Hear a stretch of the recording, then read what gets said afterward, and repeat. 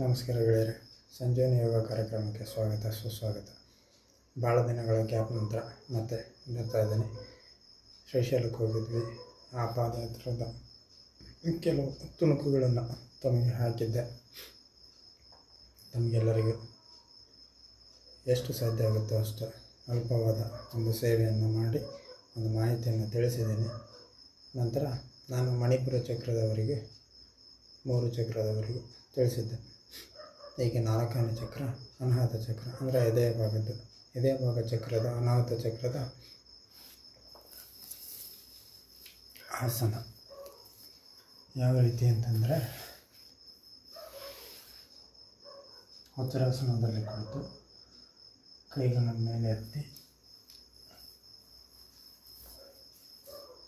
ಈ ಸೊಂಟದ ಮೊಣಕಾಲು ನೇರವಾಗಿರಬೇಕು.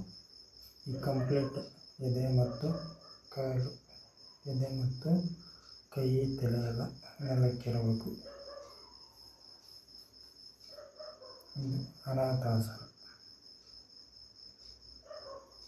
ಎಷ್ಟು ಸಾಧ್ಯ ಆಗುತ್ತಷ್ಟು ಎದೆಯನ್ನು ಕೂಡ ನೆಲಕ್ಕಿಡುವಷ್ಟು ಮಟ್ಟಿಗೆ ಬನ್ನಿ.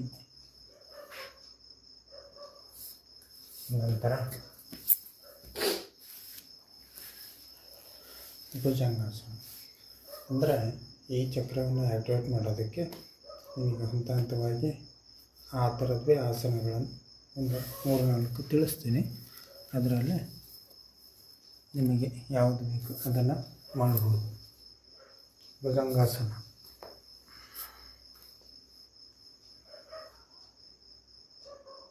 ಸೊಂಟದ ಭಾಗ, ತೊಡೆ, ಮೊಣಕಾಲು, ಪಾದ ಎಲ್ಲ ನೆಲಕ್ಕೆ ಇರಬೇಕು.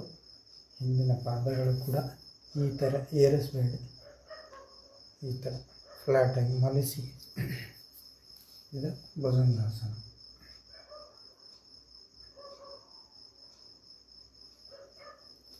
ನಂತರ ಉಸಿರಾಸನ ಅಂತಂದರೆ ನಿಮ್ಮ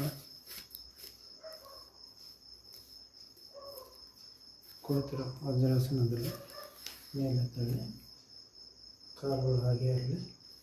2 ಕೈಗಳನ್ನು ತಗೊಂಡು ನಿಮ್ಮ ಪಾದಗಳನ್ನು ಹಿಡಿಯುತ್ತೆ.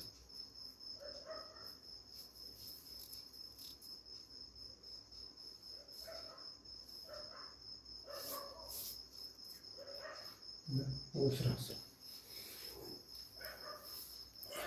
ಈ ಥರದ ಆಸನಗಳನ್ನು ನೀವು ಕಂಟಿನ್ಯೂ ಮಾಡ್ತಾ ಬರಬೇಕು.